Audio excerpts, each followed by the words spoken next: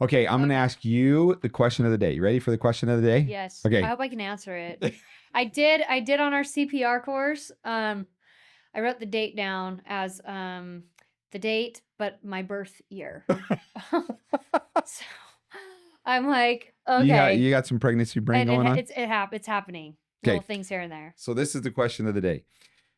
It's a would you rather. You have to pick. Oh, You okay. have to pick one or Okay. the other. Okay. All right. So you have to either eat a live tarantula the size of my hand. Okay. Okay. You can kill it, but you can't let any of the juices out. You got to eat the whole thing. Okay.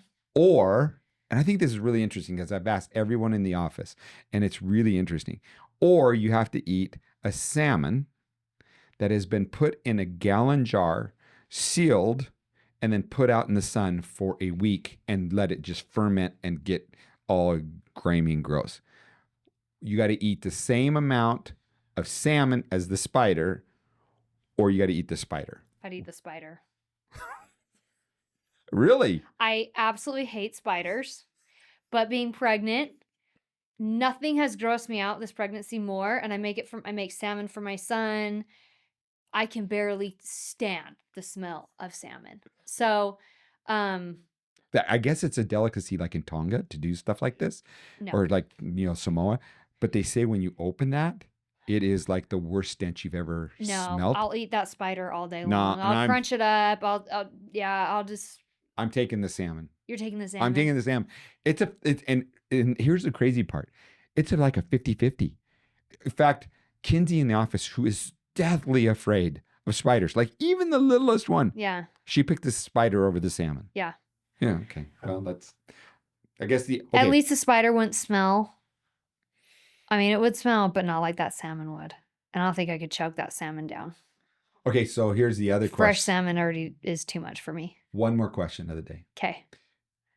In 1 year, you are going to pass away. You're going to die. You're going to die. Oh, well, don't make me cry. You're going to die. Okay. You're going to die. Okay. You know the date you're going to die. Okay. And you get to pick the outfit that you're going to wear in the casket while people go by. Okay. What are you wearing? Well, I like to be comfortable all the time, and I have very few clothes or outfits. I have about 3 or 4 things I rotate through.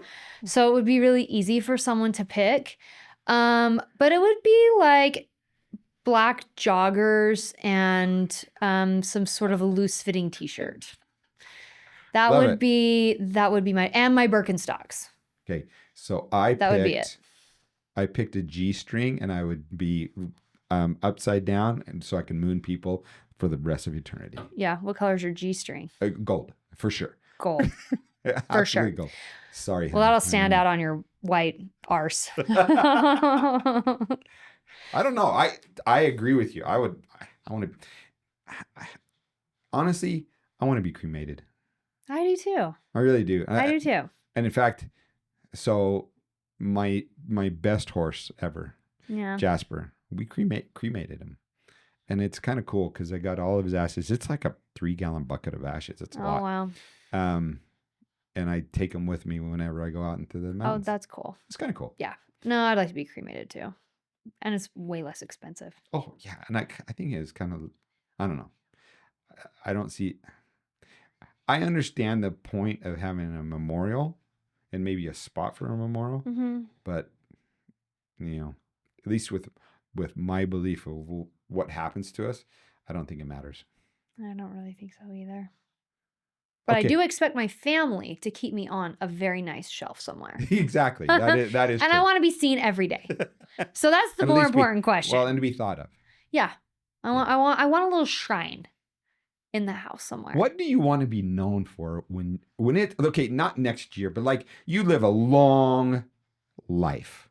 Like, okay, let's say you're in your 90s, you're 102 before you pass away. Okay. What do you want to be truly known for?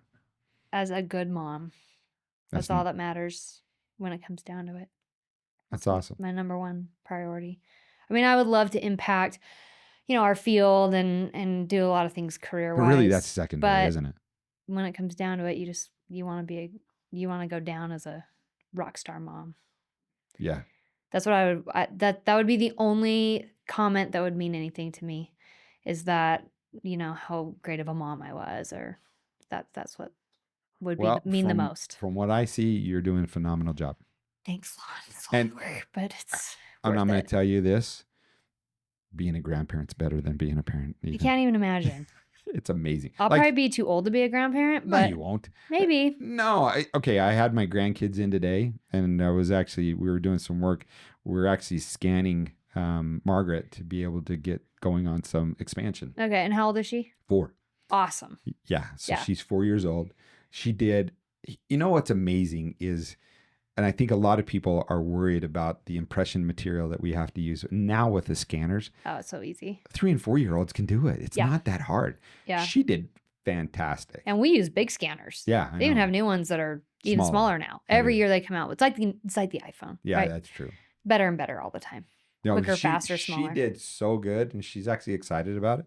So yeah, I want to start the Kids process. really, really like it. And with the system we use, it's fun because my niece she just turned 5, but every week when they scan, they get a little badge on the app, and that's very meaningful to them. Oh, wow. So when you scan your teeth every week with your phone and like, hey, you wear your aligners, or you can move to the next one, you get a badge, and that's very enticing. How long for a has your niece been in her aligners? I think about 5 or 6 weeks. And how is she doing with it? Oh, so good. My sister says she can already floss her teeth. My niece says, "What doesn't hurt when you floss my teeth anymore?" Because her teeth were so crowded and tight together. So has she noticed any behavioral differences? Oh, everything's been night and day different. So we got tonsils and adenoids out, which was huge. Sure. Now that her airways opened up. Yes. Yep. And then we did the tongue tie release. So she's still working with a myofunctional therapist and SLP because she's compensated for so long. She's a lot of her jaw when she talks, but I can already tell a huge difference in her speech. So, and this has only been a month ago. Yeah, so that's not that long. Yeah, it wasn't that long. But my sister said she sleeps through the night, no more like waking and screaming and sleep terrors and in our bed. And she's just, and even Dottie said, I slept really good last night. So she told my mom that. Oh, wow. Grammy, I slept really good last night. So her own sleep hygiene probably is affecting like her ADD, ADHD, all of that. Oh, so much. And the emotional part of it too, right? When you can just tell a kid's tired, and now having a kid myself, when he's acting crazy, like biting me or tantrums or whatever it is, I'm like, you're tired. You're a little tired mess. When kids are tired, it comes out. The devil comes out. Well, it's not just kids, us too. Us too. I think adults are a little different, right? We respond in that like sluggish, or we drink a ton of caffeine. Well, I was just going to say, maybe we're we irritable. Yeah, and we medicate. We medicate with caffeine to be able to get through the day, but then we crash, and then we have our ups and downs throughout the workday. Yeah. So I had a patient come in today. I thought it was really interesting. He actually was from, where was he? Oh, California. So he had moved here. He's working on the big meta site. He's one of the engineers. Oh, yeah. And he came to me because he was looking for a dentist, but then he was he had a bunch of sleep stuff done in California. And he had the night lays done on his throat, which we have, and he was looking for a provider to do the night lays. And so he goes, it was incredible for him, and for 6 months it worked, and then it kind of just dissipated. Night lays is utilizing a laser technology to be able to go in the back of the throat, and you actually have to heat it up, and then you are shrinking the tissue. And so I told him about using the Decadent to be able to go in, and it's a much faster, much better treatment. He was so excited. And so once I told him about that and told him the difference in that the quiet night was better than the night lays, he was all over it.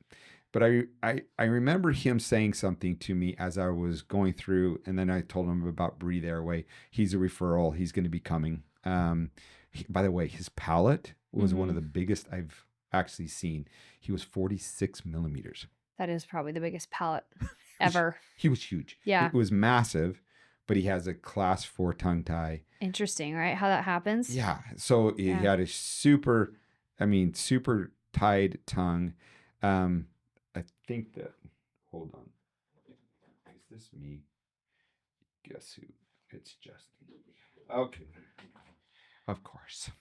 But anyways, so what he said was, so what was so interesting is what he said was that how much depression he was going through Okay. because he just simply could not sleep. Okay. He also was talking about what it was affecting. He was affecting his work, his cognitive behavior. So he recognized within himself he had to do something. And I said, so well, tell me your experience. He had a sleep study done. Mm-hmm. The sleep study was he definitely had sleep apnea. He had tried everything. He had tried CPAP. He goes, I tried it one time and it pushed on my face so much. He goes, I simply will never use that again. Yeah. He tried a mandibular advancement device. Mm-hmm. He goes, and when he explained to me, it was too much material. I said that prosomnus could potentially be an option for you. And he goes, I have no interest in putting a wire down my neck. So he started going through all of this, but then you could truly see kind of the depression that he was going through. Do you see that with some of the patients that you deal with? Yeah, I would say absolutely. Absolutely. And I think it's been going on for such a long time, right? Think of like how many years go by of having poor quality sleep, where your hormones might get off, where you just are not functioning, and that it's kind of a domino effect, right? So you're tired, maybe you don't do well on tests or you're not perform the way you want to, and then that makes you depressed. That's why you can't say just like sleep apnea causes depression, right? Right. But there are some things physiologically that go on where there's more cortisol release, there's adrenal fatigue, things that happen, but then you have to kind of link it to other things. Maybe you procrastinate, maybe you're tired so you don't wake up and you're not productive. Like that impacts your psyche and your mental health when you're not well rested in other ways I think people don't think about. And if it started from childhood, if you had really bad sleep, maybe you didn't do well in school, or they said you have behavioral issues, your child has behavioral issues. Well, it's because they have such poor quality sleep, but they get misdiagnosed, right? All the time. Yeah, for sure. And misunderstood of what's really going on. And then they end up as a teenager, and then, it just snowballs. Yeah, in over fact, time. So I thought it was really interesting. Everybody talks about all these ways, especially for men, to be able to increase their testosterone, because testosterone, even in 20-year-olds, is just absolutely plummeting. And Interesting. And they don't even know why. They've looked at like 20-year-olds, 20 and 30-year-old men, and they're 60, 70-year-old men have more testosterone than 20 and 30-year-olds. And what is that from? Is it from the things that we're eating, the potential pesticides? They're looking at all the different of potential problems. I think it's one thing. And I think not one thing. I think it's a lot of things. But I think a big contributor to that is sleep. Yeah. So what they've looked at is that I agree. I mean, you start to look at going, okay, cold baths, all these different modalities to increase your testosterone. And what they've shown is the number one most important thing for testosterone is sleep. So now think of a young man in his 20s. Okay. So let's just say a typical young man in his 20s, and let's say he's like 22 years old. Most likely he's going to be in college. Okay. He might have a job. When he gets home, it's going to be video games until screen time until potentially midnight, 1 o'clock. Poor sleep hygiene. Horrible sleep hygiene. Yeah. Then we also know that most likely he's going to be a mouth breather.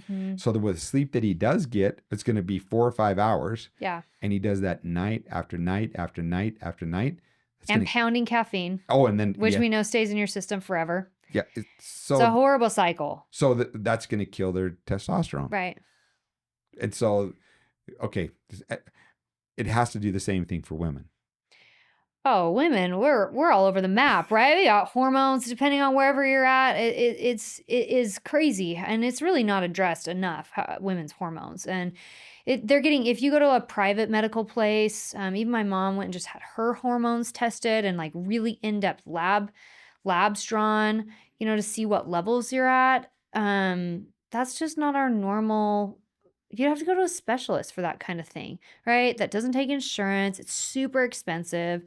And women's hormones change constantly. Yeah, absolutely. So, yeah. So have you seen any patients that have been treated where it has, it been a huge impact on their lives? Yeah, absolutely. They feel like they sleep better, less anxiety. They're doing other things like body work. They're doing like the whole package too of wellness, right? It's not just the one component of sleep. So well, and that's the thing. I think most people have this conception that, okay, if I just get this mouthpiece or whatever else, right, just to get a mandibular advancement, I'm better. Or just a tongue tie solves everything. Or a CPAP. Right. It's gonna solve everything.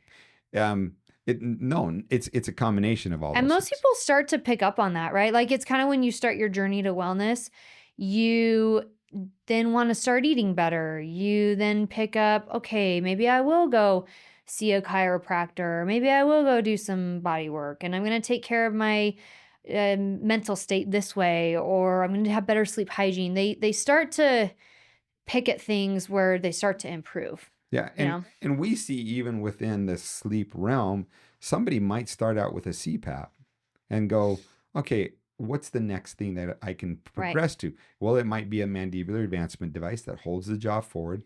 Then it's, okay, I want to actually a treatment. What's the treatment phase? Mm-hmm. And the treatment phase of expansion, myofunctional therapy, potentially tongue revision, that it absolutely can happen with patients as they go down, because it truly is a journey. It's a marathon. It's not a sprint. It is. We're complex. And you got to remember when we're looking at ourselves at our age, we're older, we have a lot of things to unpack. Oh yeah. Yeah. And it only gets worse. Yes. So yeah. So the earlier intervention, definitely the better. Definitely the better. Yeah. Absolutely. So that's why. So let's talk about that. And that's, I've got this 4-year-old granddaughter. Uh-huh. She's coming in. We are truly seeing if we can, which we call kind of the golden time, is between what ages that we would love to see patients. I would say as soon as we can do anything, 4 to 6, before we start having permanent teeth come in. Yeah, exactly. As far as treating expansion issues. Yeah, start that process. Between 4, even maybe up to 7, depending on where they're at in their But if you can catch them, or ideally, right, before even the permanent teeth, that would be ideal. Yeah, because you see, by age 2, you have all the teeth that are in typically, and you can tell, are they going to be crowded? Do they have leeway space? They should have leeway space. You can start with little things like eating harder foods and better habits, I guess, just easy stuff. How were you as a kid? For what? For everything? I was a good kid. I was an angel child. How are you with your sleep habits? Do you know? I don't know, but I do have a lot of photos where I'm like, mouth open, eyes like half rolled back. So I do have some photos that I look a little horrifying. But no reports of you having ADD or any of that, those issues. Mm-mm. So one of the things with me as a kid was I had a bedwetting issue. Okay. All the way up until 10. My dad would have to wake me up every night, take me to the bathroom. Wow. If he didn't do that, then I'd wet the bed. It was bad enough that I couldn't go to friends' homes. I was worried. That's hard. We hear about that, and we do hear about that with patients. That's so sad. Yeah, and so I know it, and I remember it. And I remember I think I was, what was it, 8 or 9? And I watched a movie. Oh, who's the guy from House on the Prairie, Little House on the Prairie?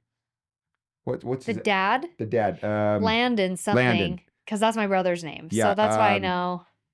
Well, Nate, what's his name? It's Michael Landon. Michael. Michael Landon. Okay, so the story about Michael Landon, and I think I have this right, was that he wet the bed, Okay. but all the way into like junior high. Okay. And so what happened is that his mother was so mad when he wet the bed Oh. that she would take his sheets Oh. and post Lon, it. don't tell me this story. She would post the sheets out on the his second door story. She'd put it out the window. So he ran home every night, every day from school, to be able to beat the buses and beat That's everybody. so sad. Isn't that awesome? That's I mean, the that saddest story ever. Oh and my then he would pull gosh. up the sheets before they. Well, one time he got out of school late, and all of his friends saw it. That's so sad. Well, did you know that Michael Landon ended up becoming because of his ability to run, he became an Olympic javelin thrower. No, I Did didn't you know know that? that. No. Yeah. I'm pretty sure that's true. Look up Michael Landon javelin.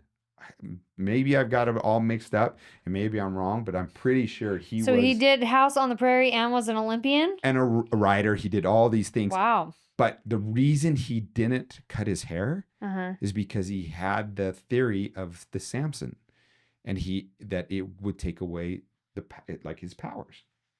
Next javelin throw with in the United States that year. So yeah, he almost went to the Olympics. Okay. Yeah, but so when he was young. Yeah. Wow. And so I just think it's really interesting. Wow. Yeah. Poor guy, though. That's sad about his mom. That's really sad. My mother wasn't like that. My parents were very cognizant of it, but I have a real soft spot in my heart for these kids that we know that and we have patients that we have treated, if we can get their mouths closed or sealed, and which are two different things, that within a week they stop wetting the bed. Absolutely. I mean, that's the cool thing. Yes. Yeah. Because it's what's happening is the body isn't struggling for oxygen. Yeah. And they're actually able to breathe and have the oxygen, which then makes it to where the bedwetting, because all systems shut down, and the urge to stop the bedwetting goes away because the brain needs oxygen. Yeah. I have a lot of patients who, because by the time they're at that point, they've had pretty big tonsils and adenoid issues. So even with just getting those out, it seems to really, really help. Oh, absolutely. And that's kind of I would say it's a hot topic of something we deal with at Breathe Airway is tonsils. And I get, a lot of people want to keep them in. So what do you say to a mom that's okay? So she's got you, and you notice large tonsils. Yeah. Child's 5 years old. Yes. And they've got huge tonsils. You can even see the stones within the tonsils. They open and they go like this. They're huge. So, going off of what Dr. Zaghi's taught us, and he's an ENT, if they're like a grade 3, which is still big, you could try some diet things like anti-inflammatory diet, gargling with warm salt water. Maybe you could get them to shrink a little bit, but probably not. If they're in that 3 to 4 range, 4 is when they're like that obvious. Yeah, and they're touching. You know what? They're not being useful anymore. They're scarred over. Those crypts that filter out bacteria and meant to be that lymphoid immune tissue, it doesn't work. It's think of it as a scarred over ball, and now it doesn't function, and it's just back there kind of as a suffocation and it really issue. is. Yeah. It really, really is. And so we have people that want to go through expansion and do all these things, and we tell them, don't do it. Not until this. We can do expansion on you, but this will not solve the problem and 'cause you're save you gonna- from having tonsils Well, tonsils you're going to taken out. expand and the tonsils are only going to be bigger. It's not going to change them at that point. Right. So you will not be able to nasal breathe because those things are just going to occlude your airway. They're too big. They're not going away. And we get that quite often where we have people come in, they want to do all this treatment to avoid having a tonsillectomy. And we have to tell them, we'll straight up tell them, no, I don't think myo's not going to change that. You can do it. It'll help you during the day, but it's not going to help you at night. Do you still have your tonsils? No, I had mine taken out. When? I was probably 5. I was pretty young. So I was late 40s. Oh, wow. That is late. I was late. I had really, so I had a unilateral tonsil that grew and the other one didn't. Oh. So went in, Dr. Gardner here, he evaluated it, and I was getting these tonsil stones that stunk, and I was like gross and everything.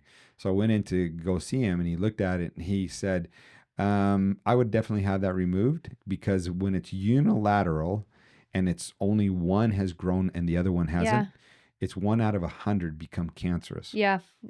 And I was like, okay, those odds aren't great. No, that's not great. And he's like, yeah, let's remove it. So I did something interesting because of all of the PRF that we were doing. He was awesome. And so I doubt that most people can do what I was able to do, but I used PRP, which is we spun the blood. My wife is the one who actually, she was so nervous. I made her do it at 5 a.m. to come in, draw my blood. I took it to him. Yeah. And then he did the tonsillectomy, and then he put it over there. on my That's great. tonsils. Yeah. And he goes, the research doesn't show that this really works that great. I never took any pain medication. Wow. 0. Well, I'm kind of anti-pain medication anyways. Right. I was picking up my kids from school the same day that I had the tonsillectomy. I went to work 3 days later. Wow. And I really didn't have that much of a problem. I don't know if it was that or just he was really good. It's hard to know sometimes, but it doesn't hurt anything. No, and I was so glad I got them out. And for me, it was the right choice. I think at one point in history, we were taking too many tonsils out. I think now, it's very well evaluated, and you just need to get a good ENT. We had a problem with one of my sons, Justin. He has 22q, as you know, genetic disorder. And we took him to have his tonsils removed when he was really young at a local hospital. They were going to remove his tonsils and his adenoids, which they did. And it ended up being a horrible scenario. His carotid artery actually is on the opposite side of most people. And it almost nicked it. When they removed the adenoids, it was what was giving him an ability to be able to speak. And once they removed it, he could not speak as well. And it was kind of nasally. Yeah. And so we had to go through 2 subsequent surgeries to fix it. Oh, wow. So 2 things. Number one, what I would say to individuals is make sure you go to, if you have any questions, like with any surgery, and you don't feel 100%, get a second opinion. Always, with everything. Yeah. And we have great providers. Just make sure and go to a great provider. Mm-hmm. That would be the only thing that I would say is make sure that they understand what they have to do. But we had to go through 2 subsequent surgeries on his throat to fix the problem that was created by it. Well, any other things that are happening at Breathe Airway right now? Really nothing new or out of the ordinary. Everything we see lots of infants, we see lots of kids, adults. So everyone's infant in a tongue different tie. place. What at one point we started seeing a little bit of it goes like this, right? Oh yeah, always. I think kind of with everything, but I think we did the numbers. I think there's something like 2,600 infants born. What was it? A month? I don't know. There's a lot of infants born in this area. Mm-hmm. But there's a lot of infants. If you look at the numbers, a third of those are going to have tongue tie problems. Tongue tie, or probably I would say Or it's feeding probably issue. probably more than that. Just have some sort of feeding issue, body tension. Honestly, probably every single one could benefit from. Okay, so you're going through baby number 2. Yeah. What are you going to do different baby number 2 than you did even with baby number 1 with all the knowledge that you have? Nothing different. So I'm going to go do another consult before I have the baby, get a little refresher course on, you know, when the milk, just the little things, right? And this is all just to When will you have your baby evaluated though from a lactation specialist? on day 3. So that's already set As up. soon as I get home from the hospital. Not set up yet, but Yeah, that's that's what the I'm doing. idea. Yes, and that's what I did last time. It made me feel good. We do a weighted feed. They assess how he's actually feeding. Are we okay? Are we not okay? And then I'll go to lactation. Thank goodness I have so many providers. Like I have people who are willing to come see me. Like we have a lot of really good providers. Well, we have a lot of great providers here just locally. We do in the valley. They're really great. So I'll see lactation for probably the first couple weeks unless we have an issue. And then we just keep going. We'll start right away with doing craniosacral therapy and chiropractic work as well. Did you do that on Wilder? Yep. You saw a difference? Well, we had so many issues. Yeah. And he had a lot of body tension. So I knew body work was the number one thing that we were going to have to work on for him. I was not convinced he had a tongue tie right off the bat. So I knew we needed to get the body work in first and then assess that. So, depending on what this one looks like, I released Wilder at 3 weeks. I wouldn't have changed it. I wouldn't have done it any differently. I wouldn't have released him earlier. I think it was just worked out how it should have worked out. So we'll just have to see. But the things that I'm doing that I would recommend anyone to do, even when you don't know what your baby's going to be struggling with, is I think babies do need body work after they're born. It makes sense, right? You've been balled up and you go through birth, which is a lot. And it's For both of you. For both of you, yeah. Yeah. And I did some body work on myself as well. But I've heard stories of moms just saying, they will meet with these body workers and that their babies just melt in their hands. And I mean, it's really great. So, I have a really good team set up, so I won't do anything different. Good. Yeah. What did you see with Wilder from, just the progression that he's had? Does he sleep pretty good now? Yeah, he's always been a very short sleeper. He's never, we struggled with naps and to really get on a routine schedule, but he's pretty good now. And he just wakes up early. He's just an early morning kid. So, but overall, he's pretty good. He's pretty good. Are you a sleeper. morning person? Yeah, I'm an all the time person. It doesn't matter. Morning, night, like it just I am awake when I need to be awake at all times. And I sleep terrible pregnant. I can't breathe through my nose at all my whole pregnancy. So, even just to close right now and breathe would be very hard for me. That give you anxiety? No, I actually cannot breathe. You can't. No, so I could not do our lip seal, hold for 3 minutes. Like I can't breathe. So, I had the same thing with Wilder. I get really bad pregnancy congestion. Treat thyself. Well, I do know I have some structural issues. I've already had Dr. Zaghi look at them. And when I'm not pregnant or breastfeeding, I'd love to get them fixed. But when you're pregnant, you can get pregnancy congestion. And I had that with Wilder. I have it this time. And I'm just very stuffy. And so when, after I had Wilder, it went away. And I slept so much better. Even though I was sleeping, waking up more frequently, but I had much better quality of sleep. So I don't sleep terrible, but But you haven't slept great for some time. It isn't the best night's sleep when you're congested. Have you always, is it a restless sleep? Like, do you move a lot in your sleep? Well, being pregnant, I switch sides. Oh, yeah. All night. I'm back and forth. When I'm not pregnant, no, I sleep well. Okay. Yeah. Just being pregnant, I have to rotate quite a bit. I've had issues with sleep. My biggest issue was when I had some shoulder issues from going on pack trips and then the mules stretching me. I didn't think there was Oh, a yeah. problem. I started having issues afterwards and I went and had my shoulders MRI'd.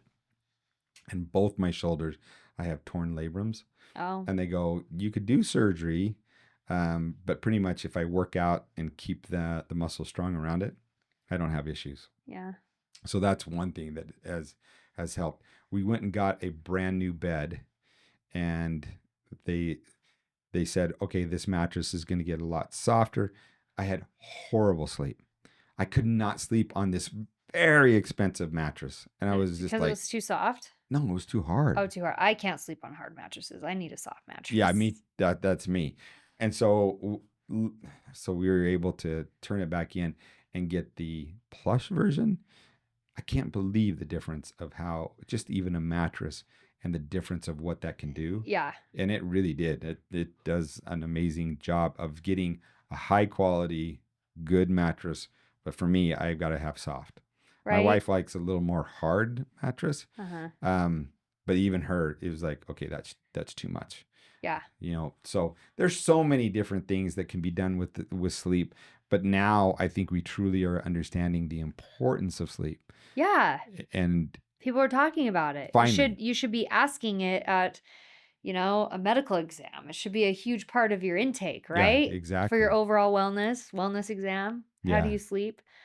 Lots of different factors come into, again, is it because your partner is snoring all night that Oh, you don't yeah. sleep well? Or, there's lots of different things, but it is neat that people are paying attention to, hey, like this could be a thing that is impacting me this way. And maybe sometimes it's quick, easy fixes. Sometimes it's just better sleep hygiene and adjusting your screen time or little things like that could make a big I difference. can't remember where I read it, or maybe it was I don't know.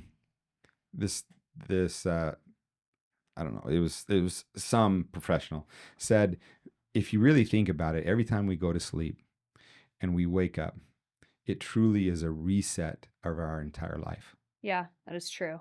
I mean, and what a gift sleep is. Yeah. And if we look at that, I mean, I know a lot of individuals that wish they like if they could take a pill Uh-huh. and not have to sleep, Yeah. they would do it. Yeah. But I think God made us pretty dang good in the fact that every time we go to sleep, we go through this reset, and it's a reset of a new day, a new beginning that we can have in our lives, which I think is fabulous.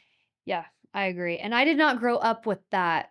That's something else, like, right? The way you grow up with sleep. Mm-hmm. My dad is a wildlife artist, and his time to work where he felt his best was all night long. And my parents were always up all night long. My even like going all Really? through school, we were up all night. We did not go to bed. And my friends would tease, are like, because toilet papering was a big deal back then. Yeah. Like, we could never toilet paper your house because the lights are always on. Everyone's always like up, like it's middle of the day. And so my sister's like that. She'll work all night long. She's very creative too. They have a really bad habit of working and doing things during the night. I was also that same way. I absolutely loved in dental school, before dental school, I have never slept the night before an exam. What? Ever. You'd stay up Never. all night? Stay up all night. Sometimes I would study, or I'd kind of take breaks and watch TV. But I don't know if I just had too much anxiety, or that was, I think maybe watching my parents, like my dad would get ready for these art shows and stuff, and he's up all night. And that was my thing. Even if I didn't go to, even if I wasn't cramming, but I would go over material and then I'd take breaks and Were you able to and function sometimes the I'd next day? cook. Yeah, Oh, it was nuts. Oh, It was nuts. I couldn't do that now. Yeah. Like, it would catch up with me, right? I could do that when I was younger. Right? And then I could sleep for a couple days, or you have time to crash versus now there's no way I could do that. Okay, this is funny. But that's a horrible habit.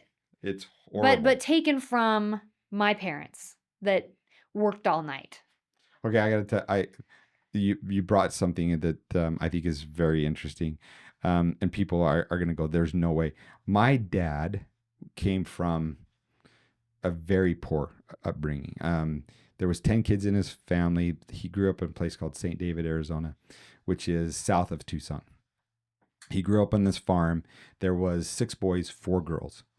The 6 boys lived in a railroad's car. Wow. The 4 girls lived in like an adobe house, and he had a total. What did he tell me? All the way through in high school, he had a total of 3 shirts. He never wore shoes until high school. He never wore shoes. Wow. That's just that he was like the Huck Finn. Yeah. So he really grew up in the Depression area, Yeah. and so they used everything. Now Uh-huh. you talk about getting teepeed. Yeah, there was a big deal when I was a kid, and so he loved when we got teepeed. Of course. You know why? He could save it. He saved And it and keep put it. it. Okay, so I Just remember free toilet paper. it was free. Yeah. And he would put it in big trash bags, Uh-huh. and they'd put it in all of the bathrooms, and that's the toilet paper we had to use. I'm not surprised. That's the way my dad was he would utilize Everything. everything. And you grow up with those habits. You know, and You probably take in and do more stuff than you even recognize. you're probably true. Yeah. Yeah, yeah, but I wouldn't do that. Okay, I got to tell you that I didn't think. I can't believe I'm going to talk about this, but it's I think it's interesting. When I was in China, I went to they call it a 7-star hotel, and you walk in and to the bathroom, and it's almost like it greets you because the lid comes up. Yeah. It turns on this heater. How nice. You sit on it. It's heated seat. You do your business, and then it said spray. And so I'm like, okay. It was in English, so I hit it, and all of a sudden, is the bidet. It comes on, and it's like this massage thing that's happening, and then it dryer, and then dries you. Yeah. Okay, and so I thought that was pretty cool. Well, we just moved into this new house, and my wife found this same toilet at Costco. And we ended up buying this expensive toilet, put it in our main bathroom. Okay, I'm sold. It is, for the last... I've never tried one. For the last month, don't do it if you don't want it, because it is amazing. It really is. I don't feel like as crazy as it sounds, I don't have patience to sit that long. Okay, first of all, I do, because I'm usually reading something. Yeah, well, Okay. This is the difference, right? Like...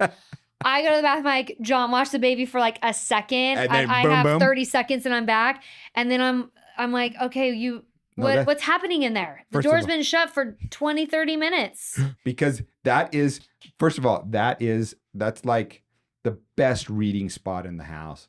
You're all by yourself. Leave me alone. I'm on my iPad or something. I'm doing something. I let Wilder crawl to the door and bang on it half the time because he knows he's in there and he can hear him. I'm like, I know you're on your phone. I know you're just sitting scrolling. So. Well, maybe it's for John then. No, we're not getting one of those. Anyways, I thought yeah, I loved it. It's amazing. That's the future of toiletry. Okay. No toilet paper needed. That would be nice. It's kind of nice. That would be nice. Yeah. And you're very, very squeaky clean when you're done. Well, Dr. Todd, it's always good. Yeah. Any other issues that are happening, going on in your life? Oh, I got one thing. Really. I got one thing Okay. that's happening. You're going to the ranch. Yeah. Tell us about the ranch. We're going over to Geneva. Should be nice. We took Wilder over there a couple weeks ago, and it was super fun. First time he, saw a cow. First time he saw like a butterfly. We took him hiking. I bet that was pretty awesome. It was fun. It's fun watching him experience. Your ranch is and incredible. See the world. So John, your better half, you're not your better half, your significant other, because you're the better half. Sure. So he was telling me that they had put some horses on it. Uh-huh. And a mountain lion attacked one of the... Yes, which is crazy because we were just asking Logan's kids who manage the horses. We're like, do mountain lions ever come? Like, no. And yeah, one got, I I think one got attacked, and Tore it up pretty bad, the right? mom stepped in. I'm sure it was attacking the colt, and the mom stepped in like we would. Yeah, and took on the mountain lion. Took on that mountain lion and kicked its butt. Yeah, but it got tore up in the process. Yeah. Oh boy! And so and now you're gonna go elk hunting on that near that mountain lion. Thanks a lot, Lon. I didn't even think about that. Maybe we won't go. Oh yeah, Maybe you will. we'll stay inside. Oh no, you won't. You still will go. Well, again, we're doing family pictures up there, so Oh, we'll are see. you? Yeah. that would be That'd awesome. fun. Yeah. Well, best of luck. Safe travels. Thanks, Lon. Till next time. Okay, bye. Bye.